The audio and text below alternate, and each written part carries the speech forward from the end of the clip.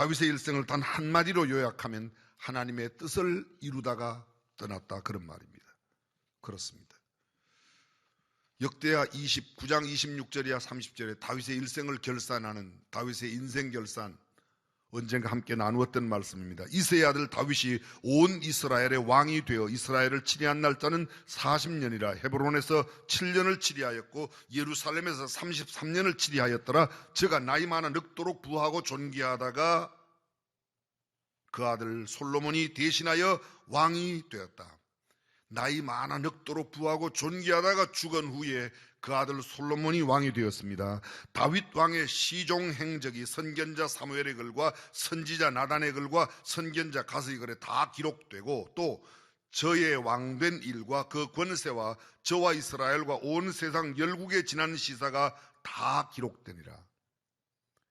여기 다윗이 왕으로 40년 동안 이스라엘 민족을 다스렸다는 이야기와 함께 나이 많아 늙도록 부하고 존귀하다가 떠나고 그 이후에 솔로몬이 왕이 되었는데, 그의 모든 시종 행적이, 그의 처음부터 마지막까지의 모든 행적이 선지자의 글, 선견자의 글에 다 기록되고, 그와 함께한 그 시대의 모든 왕들의 이야기도, 지난날의 시사도 기록되었다. 한마디로 말하면 일반 역사에도 귀한 업적을 남겼고, 선지자들의 글, 선견자의 글, 오늘날 말로 말하면 교회사에도, 구별된 역사에도, 기독교 역사에도 빛나는 인물이 되었다는 겁니다. 여기 이스라엘의 제2대 임금 다윗 왕의 모든 행적이 선견자들과 선지자들의 역사에, 교회사에 빛났다는 이야기죠. 그리고 그의 왕된 일과 그의 권세와 그의 역사, 그와 그의 주변의 나라 모든 열국들의 역사가 다 기록되었다. 한마디로 말하면 역사에 남는, 역사에 오래오래 기억되는 인물로 그의 삶을 살았다고 말합니다. 한마디로 다윗은 역사에 길이 남는 삶을 살았습니다. 위대한 역사적인 인물이었습니다. 탁월한 발자취를 갖고 있습니다. 거대한 흔적을 역사에 남겼습니다. 거룩한 역사, 구별된 역사, 거룩한 교회의 사에도 빛나는 인물이 되었습니다. 일반 세상 역사에도 다윗 왕의 역사는 다 기록되었다고 증언하고 있습니다. 소위 역사에 빛나는 왕, 교회사, 기독교사의 거룩한 흔적을 남긴 하나님의 사람이었다, 그런 말입니다. 우리가 잘 알고 있는 대로 다윗은 베들레헴 시골 동네의 목장 주인의 막내 아들, 8번째 아들로 태어났습니다. 그는 양치기 소년으로 자라났습니다. 보잘것없는 시골뜨기 촌놈이었습니다. 하나님의 지시를 받은 사무엘이 이새의 집에 왔을 때에도 다윗은 특별한 주목을 끌지 못했습니다. 아버지마저도 다윗만큼은 사무엘 앞에 데리고 오지 않았습니다. 사무엘에 의해 미래의 왕으로 기름 부음을 받은 뒤에도 그에게 일어난 변화는 별로 없었습니다. 아주 평범한 양치기에 불과했습니다. 다윗은 사울왕의 미움과 시기 질투의 대상으로 한평생 어려움에 쫓기고 또 쫓기는 그런 삶을 살았습니다. 유리하며 방황하는 방랑자의 삶을 살았습니다. 많은 잡배들이 그 주변에 있었습니다. 환난당한 자, 빚진 자, 억울한 자들과 함께 아둘람 동굴에서 처절한 삶을 도망다니며 살아야만 했습니다. 언제나 절체절명의 생명의 위협을 당하며 살았던 인물, 그가 다윗입니다. 그렇습니다. 위기를 겪을 때마다 그의 생명이 간신히 살아난, 미친 채 하지 않으면 생명을 구할 수 없는 그런 어려운 역경의 시간도 보냈습니다. 사울왕이 군사를 대동하고 다윗의 생명을 없이 하려고 했던 위험 속에 보낸 세월이 얼마인지 모릅니다. 그는 정말 피곤한 삶, 파란만장한 삶, 문자 그대로 그의 이야기는 우리가 가히 상상하기 어려울 만큼 힘든 생을 살았습니다. 그가 왕이 된 후에도 끊임없는 전쟁은 계속되었습니다. 신하 우리아의 아내 밧세바를 취하고자 하여 범한 그의 죄악, 그리고 그 밧세바를 취하기 위하여 우리아를, 남편을 전쟁의 가장 심한 곳에 보내어 죽게 만들었던 살인죄, 범죄했습니다. 그는 30살에 왕이 되었고 70살까지 40년 동안 왕위에 있었습니다. 문자 그대로 정말 파란만장한 우여곡절의 삶을 살았습니다. 영광과 욕됨이 너무도 함께 많이 이렇게 교차하고 있어서 그의 삶을 볼 때 정말 비참한 삶이라고 해도 결코 잘못되지 않았다고 할 만큼 그런 삶입니다. 그런데 한편 반대편에서 본다면 다윗만큼 위대한 인물이 없습니다. 그는 누구와도 견줄 수 없는 위대한 하나님의 사람입니다. 그는 비파와 수금을 탈 줄 아는 전문 연주가였습니다. 그는 아주 아름다운 시를 수없이 많이 남겼습니다. 전 세계 모든 사람들이 가장 사랑하는 시가 시편 23편, 시편 1편 모두 다윗의 시입니다. 그는 문필가요 작가입니다. 그는 전쟁에 수없이 많은 전쟁을 치루었지만 패한 전쟁이 없이 모두가 승리했던 전쟁의 영웅입니다. 그 큰 골리앗을 소년 시절에 이미 무너뜨렸습니다. 불후의 명작을 남긴 예술가입니다. 탁월한 국제관계를 하는 외교관입니다. 그는 자기의 궁궐을 지어 멋진 건축가로서의 이름도 아름답게 날렸습니다. 그는 걸출한 전략 전술가였습니다. 요새를 만든 것, 시편을 읽으면 다윗이 만든 요새가 얼마나 견고하였는지 우리는 잘 알 수 있습니다. 그 어떤 칭호를 붙인다고 해도 전혀 손색이 없는 영웅 중에 영웅이요, 호걸 중에 호걸이요, 왕 중에도 가장 탁월한 존귀한 그런 성군입니다. 역사에 빛내는 호걸 중에 호걸입니다. 그의 찬송시가 얼마나 많은지 모릅니다. 시편을 읽으면 그의 찬송시가 얼마나 우리에게 와닿는지 모르겠습니다. 그는 언제나 하나님 중심으로 살았습니다. 하나님 제일주의로 살았습니다. 자신의 욕됨은 참고 인내했지만 하나님의 이름이 욕된 것은 결코 참을 수 없는 믿음의 철저한 믿음의 사람이었습니다. 골리앗을 이길 때를 기억하십니까? 골리앗이 다윗들을 이야기합니다. 네가 나를 개로 알고 막대기로 들고 왔느냐? 근데 다윗은 뭐라고 말합니까? 너는 칼과 창과 단창으로 내게 오거니와 나는 내가 모욕하는 만군의 여호와의 이름으로 하나님의 이름이 욕됨을 참지 못하여 그곳에 뛰쳐나가 결국은 그 골리앗을 무너뜨립니다. 다윗은 기도의 사람입니다. 시편 여러 곳에 다윗의 주옥 같은 기도가 생명의 위협을 당할 때에도 그가 전쟁에 나갈 때에도 전쟁에서 그 큰 승리를 거두었을 때도 그는 모두가 언제나 하나님 앞에 무릎을 꿇고 기도했습니다. 하나님의 명성과 존귀함을 위하여 하나님의 성전을 건축하는 일을 그는 뜻을 다해 힘을 다해 도모했습니다. 다윗의 꿈, 다윗의 비전, 다윗의 소원은 하나님의 성전을 짓는 것이었다고 성경은 이야기합니다. 하나님의 뜻을 이루는 것, 하나님의 성전을 짓는 것, 그는 하나님의 성전 짓는 것을 하나님의 뜻으로 이해했습니다. 자신의 명예가 그의 소원이 아니었습니다. 많은 권세를 누리는 것을 소원으로 삼지 않았습니다. 부귀 영화를 누리고 부하게 살고 정말 부자로 사는 것, 대그룹의 무슨 회장이 되고 높은 지위와 명성을 가져 수많은 사람들을 다스리는 그런 통치자로서의 꿈이 그의 꿈이 아니었습니다. 박사가 되고 교수가 되고 대학 총장이 되고 연구가로서의 이름을 날리는 것, 그것이 그의 꿈이 아니었습니다. 그의 꿈은 하나님의 뜻을 이루는 것이었습니다. 그러기에 그의 삶의 전체가 하나님의 뜻을 쫓아 섬기다가 잠들었다고 이야기합니다. 잠언 29장 18절 말씀 우리가 잘 알고 있습니다. 묵시가 없으면 백성이 방자히 행하거니와 말씀을 지키는 자는 복이 있다. Where there is no vision, no vision, 비전이 없는 곳, the people perish, 백성은 망한다. 그걸 쉬운 말로 번역하면 이렇습니다. 꿈이 없는 백성은 망한다. 저와 여러분도 철저한 꿈의 사람, 비전의 사람, 말씀의 사람, 환생의 사람이 될 수 있기를 주님의 이름으로 축원합니다. 도대체 무슨 꿈? 내 이름을 나타내고 내 야망, 내 뜻을 이루는 것이 아니라 하나님의 뜻을 이루는 하나님의 뜻이 우리의 비전이 되고 하나님의 계획이 우리의 꿈이 되고, 할렐루야. 다윗은 그렇게 살았다는 겁니다. 바울이 빌립보 교회에 보낸 편지 가운데서 이렇게 말합니다. 나의 간절한 기대와 소망은 아무 일에든지 부끄럽지 아니하고 오직 전과 같이 이제도 온전히 담대하여 살든지 죽든지 내 몸에서 그리스도가 존귀히 되게 하여 아무 일에든지 부끄러움이 없는 삶을 살기를 나는 소원한다. 이 바울의 소원이에요. 부유하게 사는 것이 그의 소원이 아니었습니다. 높은 지위와 명성을 갖는 것이 그의 소원이 아니었습니다. 하늘을 우러러 한 점 부끄러움이 없는 삶을 살고 살든지 죽든지 내 몸에서 그리스도가 존귀하게 되는 것, 그것이 그의 소원이었습니다. 도전합니다. 여러분의 소원은 뭡니까? 여러분의 꿈은 뭐예요? 세상에 수많은 사람들이 이 땅에서 정말 좀 부자로 살아봤으면, 좀 높은 자리에 올라가 봤으면, 지금 아마 후보들의 마음은 내가 꼭 대통령이 되었으면. 왜 그렇게 대통령이 되려고 합니까? 사랑하는 성도 여러분, 저와 여러분들이 하나님의 마음에 합한 하나님의 꿈, 하나님의 계획, 하나님의 뜻이 우리의 소원이 되고 우리의 비전이 되고 우리의 꿈이 되기를 주님의 이름으로 축원합니다. 역대상 21장, 오늘 본문이 22장입니다. 바로 직전에 나온 21장에 다윗이 한때 사단에게 격동됩니다. 사단이 다윗을 격동해서 다윗이 온 이스라엘의 백성의 숫자를 계수합니다. 지난주에 잠깐 나누었습니다. 그래서 그의 모든 백성들을 다스리는 지휘자 요압과 그리고 백성의 지도자들을 통해서 빨리 백성의 숫자를 계수하라고 합니다. 그 백성의 숫자는 칼을 빼어들고 전쟁에 나갈 수 있는 사람, 다윗은 이제 좀 안정되고 나라가 부강해지자 내 군사력이 얼마인가를 알고 싶어 했습니다.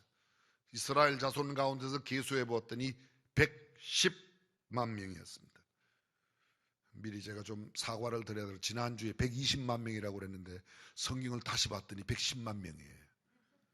지난주엔 제가 110만 명이에요. 유다 자손들을 살폈더니 47만 명. 지난주에 167만이라고 그랬는데 보니까 157만이더라고요. 근데 두 개는 빠졌어요. 누가 빠졌어요? 베냐민 지파 사람들은 빠졌습니다. 레위 지파도 빠졌습니다. 그런데 157만 명의 군사가 있었습니다. 하나님이 그곳에 대노하십니다. 하나님께서 이 일을 괘씸히 여기사 이스라엘을 치셨다고 말합니다. 네가 칼든 자의 힘으로 내 나라를 이룬 게 아니라는 거예요. 하나님께서 그를 도우심으로 그러한 강성한 나라가 되었는데 다윗이 군사력으로 내 힘으로 내 군인들의 힘으로 되었다고 생각했습니다. 다윗이 하나님께 아뢰입니다. 하나님께서 괘씸히 여겨 노하셨을 때 다윗이 얼른 하나님 앞에 하나님, 내가 큰 죄를 범하였습니다. 종의 죄를 사하여 주옵소서. 내가 심히 미련하게 행하였습니다. 나와 나의 아비 집에 그 죄값을 물으시고 하나님의 백성들에게는 재앙을 내리지 마십시오. 그런데 선견자 갓을 통해서 하나님께서 다윗에게 말합니다. 너 세 가지 중에 하나를 택해라. 첫 번째, 3년 동안 내가 너의 나라에 기근을 줄 거야. 두 번째, 3개월 동안 대적에게 내가 쫓기는 신세가 될 건가? 아니면 세 번째, 온역으로 3일 동안 당할 건가? 다윗이 하나님 앞에, 하나님, 저를 사람에게 의지하지 말고 사람과 연관되지 말고 하나님께 모든 것을 다 구하겠습니다. 하나님께서 나와 나의 아비 집에 재앙을 내리십시오. 제가 잘못하였으니까 하나님의 백성들은 건드리지 마세요. 근데 온역이 왔습니다. 3일 만에 이스라엘 백성 7만 명이 온역으로 죽었습니다. 요사이 말로 말하면 팬데믹 코로나로, 전염병으로 그렇게 죽었다는 거예요. 여호와의 사자가 다윗에게 오르난의 타작마당에서 내가 단을 쌓으라고 타작마당에 나타납니다. 다윗이 오르난의 집으로 갑니다. 타작하던 오르난이 4명의 아들과 함께 그 하나님의 사자를 보고 숨었습니다. 다윗이 온 것을 보고 숨어서 하나님의 사자 앞에 숨었던 오르난과 그 4명의 아들이 다윗을 봅니다. 다윗을 보다가 다윗을 보고 그 오르난이 밖으로 나왔습니다. 다윗이 오르난에게 이야기합니다. 당신의 타작마당을 내게 주셔서 하나님 앞에 이곳에서 번제를 쌓게 해달라고. 그랬더니 오르난이 이 타작마당도 드리겠습니다. 여기에 소도 번제물로 드리십시오. 지금 곡식을 털고 있는 이 모든 기계의 나무들로 하여금 화목을 삼아서 번제에 쓸 나무로 쓰세요. 그리고 여기에 지금 이제 타작하고 있던 밀은 소재의 제물로 드리겠습니다. 다윗이 말합니다. 공짜로 취하지 않겠습니다. 나는 절대로 공짜로 받아서 하나님 앞에 드리지 않겠습니다. 하나님께도 정당하게. 그래서 오르난에게 이 타작 마당 값을 내겠다고 이야기합니다. 금 600세켈을 주었습니다. 오해하지 말고 들어주십시오. 우리가 중앙예담학교 지을 때 우리 하나님이 하십니다. 우하하. 늘 우하하. 그래 한 달에 한 번씩 우하하 예배를 드렸어요. 어떤 날 어떤 분이 제게 왔어요. 하나님이 하시는데 내가 왜 헌금합니까? 그러더라고요. 물론 아마 반 조크겠죠. 하나님이 하실 때. 근데 제가 얼른 이렇게 대줘서 하나님께서 당신의 헌금을 통하여 하기를 원하십니다. 헌금하세요. 제가 그랬거든요. 우리 하나님이 하신다. 그냥 하나님이 하시는 거 아니에요. 하나님은 준비하는 사람, 준비된 사람을 통하여 하나님의 뜻을 이루실 줄로 믿습니다. 예배당 건축도 마찬가지라는 생각을 씁니다. 꿈이 현실화되려고 하면 철저한 준비가 필요합니다. 다윗은 철저한 준비의 사람이었습니다. 오늘 역대상 22장 2절 이하를 보십시오. 다윗이 명하여 이스라엘 땅에 우가는 이방 사람을 모으고 석수를 시켜 하나님의 전을 건축할 돌을 다듬게 하고, 다윗이 또 문짝못과 그물못에 쓸 철을 한없이 준비하고 또 백향목을 무수히 준비하였으니, 이는 시돈 사람과 두로 사람이 백향목을 다윗에게로 많이 수운하여 왔습니다. 여기 두로와 시돈은 현재 레바논에 있는 지중해의 항구 도시입니다. 지금은 여행 금지 나라가 되어서 레바논에 갈 수가 없습니다. 한때 한번 제가 가보았습니다. 레바논에 거주하고 있는 우리 대한민국 군인들 위문차, 제가 육군 군종 감 모시고 한번 다녀왔었는데요. 가보았더니 정말 아름다워요. 근데 그곳 두로와 시도는 모두 지중해에 있는 해안 도시인데, 레바논에 있는 그 수많은 백향목들을 그 물로 지중해를 통해서 남쪽 이스라엘 나라로 옮겨갔던 겁니다. 예루살렘 성전 건축, 솔로몬의 왕궁 건축, 여러 그 건축들이 거기에 온 백향목. 그런데 성경이 이렇게 말합니다. 두로 사람, 시돈 사람과 백향목을 다윗에게로 많이 백향목을 보내와서 수운했다고 이야기합니다. 다윗이 가로되 내 아들 솔로몬이 어리고 연약하고 여호와를 위하여 건축할 저는 극히 장려하여 만국의 명성과 영광 있게 하여 할지라. 그러므로 내가 이제 위하여 준비하리라고 죽기 전에 많이 준비하였더라. 여기 계속되고 있는 단어가 뭐예요? 준비하고 준비하고 준비하고 준비하였더라. 죽기 전에 많이 준비하였더라. 14절 보십시오. 오늘 본문입니다.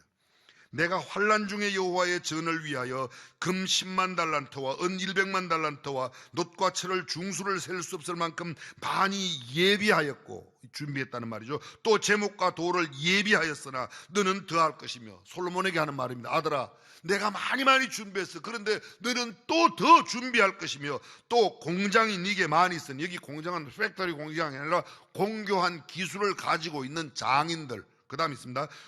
공장이 많이 있나니 곧 석수와 목수와 온갖 일에 익숙한 모든 사람이라. 기능공 기술자들이 많았다는 겁니다. 금과 은과 놋과 철이 무수하니 너는 일어나 일하라. 여호와께서 너와 함께 하실지라. 여기 보십시오. 하나님의 꿈, 하나님의 뜻을 이루는 다윗의 삶이 구체적으로 어떻게 살았는가? 다윗은 준비하고 또 준비했습니다. 하나님께서 우리에게 맡기신 꿈, 하나님의 그 뜻, 하나님의 계획을 이루기 위하여 우리는 얼마나 준비하고 있는가 물어볼 필요가 있습니다. 오늘 성경 본문에 그가 돌을 준비했습니다. 철을 준비했습니다. 놋을 준비했습니다. 금과 은을 10만 달란트, 100만 달란트 준비했습니다. 백향목을 준비했습니다. 석재와 목재와 철재와 금은 보석을 준비했습니다. 이방 사람들을 준비했습니다. 석수와 목수와 기능공, 숙련공을 준비했습니다. 자국인과 외국인 모두 준비했습니다. 그가 할 수 있는 모든 힘을 총동원해서 준비하고 또 준비했습니다. 준비하지 않는 사람 하나님은 쓰지 않습니다. 언제 준비했습니까? 5절. 그러므로 내가 이제 위하여 준비하리라 하고, 이제부터 시작해서 죽기 전에, 성경 5절에 본문 22장 5절 보십시오. 그러므로 내가 이제 위하여 준비하리라고 죽기 전에 많이 준비하였더라. 여기 많이가 얼마인지는 모르지만 엄청나게 많이 준비했습니다. 14절 보실까요? 내가 환난 중에 여호와의 전을 위하여 금 10만 달란트와 은 100만 달란트, 100만 달란트라고 되어 있습니다. 언제요? 환난 가운데. 잘 들어보십시오. 흥하고 왕성할 때가 아닙니다. 일이 잘 될 때가 아닙니다. 돈 잘 벌 때가 아닙니다. 환난 당하였을 때, 어려움 당할 때, 곤경에 빠졌을 때, 그가 정말 힘든 가운데 있을 때에도 그는 하나님의 뜻 이루는 일에 집중했다는 겁니다. 비록 자신은 성전을 건축하지 못한다 하더라도 그는 준비했습니다. 이미 말씀드렸습니다. 우리는 그가 성전 못 지은 거 알아요. 8절 보십시오. 여호와의 말씀이 내게 임하여 이르시되 너는 피를 심히 많이 흘렸고 크게 전쟁하였느니라. 네가 내 앞에서 땅에 피를 많이 흘렸은즉 내 이름을 위하여 전을 건축하지 못하리라. 10절. 저가 내 이름을 위하여 전을 건축한, 저는 누구죠? 내게서 날 다른 솔로몬이 질 거야. 너는 못 질 거야. 나는 못 질 걸 뻔히 알매도 불구하고 그는 철저하게 준비하고 또 준비했습니다. 그리고 아들을 위하여 준비하고, 아들을 불러서 이야기합니다. 지어라고 이야기합니다. 환난 중에도, 어려움과 역경 중에도, 고난 중에도, 불황 중에도 그가 심히 힘든 그런 힘든 처지에 있었지만 그는 하나님의 뜻을 이루는 일에 집중했습니다. 사랑하는 성도 여러분, 오늘이 어렵다고, 지금이 힘들다고 내일을 포기하지 마십시오. 꿈의 사람은 내일을 오늘에 사는 사람이에요. 내일을 위하여 오늘을 사는 사람입니다. 비전의 사람은 미래를 먹고 삽니다. 역사의 빛을 남긴 위대한 사람들은 억압과 압박 속에 식민지 하에서도 독립된 내일을 바라보았습니다. 준비하는 그만이 역사의 주인이 됩니다. 오늘이 고통스러워도 내일을 준비하는 지혜로운 사람이 될 때 내일의 주인공이 될 수 있는 줄로 믿습니다. 오늘 힘들고 어려워도 내일을 준비하는 저와 여러분이 되시기를 주님의 이름으로 축원합니다.